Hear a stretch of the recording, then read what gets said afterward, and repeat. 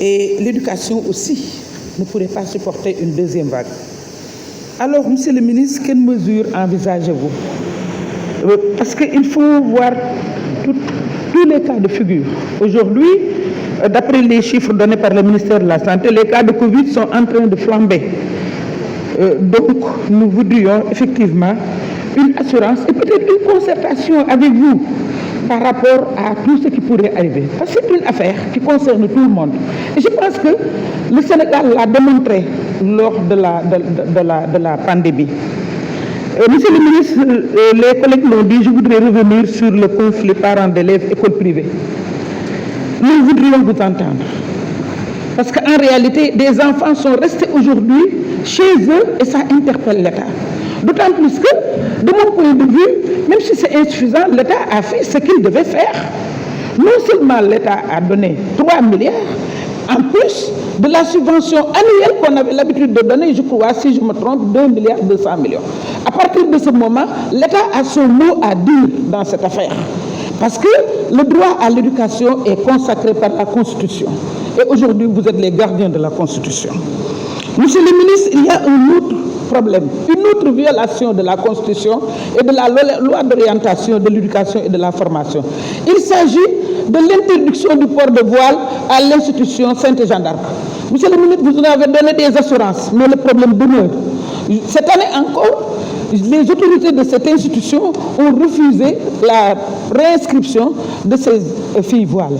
Mais il y a une autre école qui se trouve à Nord-Foire, Don Bosco, je crois, qui a refusé, qui a renvoyé une fille, je dis refusé, je ne dis pas refusé, il a renvoyé une fille qui avait déjà commencé ses cours. Donc, je pense qu'il faut mettre un terme à ce problème parce que l'État aussi est là pour nous démontrer que nous sommes protégés, que nous avons droit.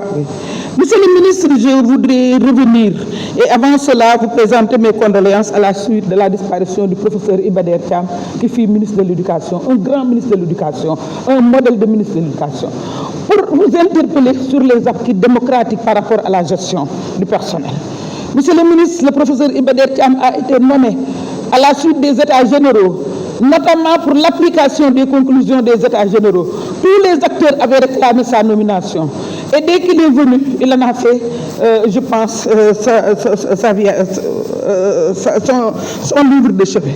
Moi-même qui vous parle, le premier acte qu'il a nommé en tant que ministre de l'Éducation fut mon affectation de Saint-Louis à Thiès pour rejoindre mon conjoint. C'est pour parler justement de ce rapprochement de conjoints, qui était automatique. Il y avait une commission de rapprochement de conjoints. L'enseignante en elle-même est très fragile.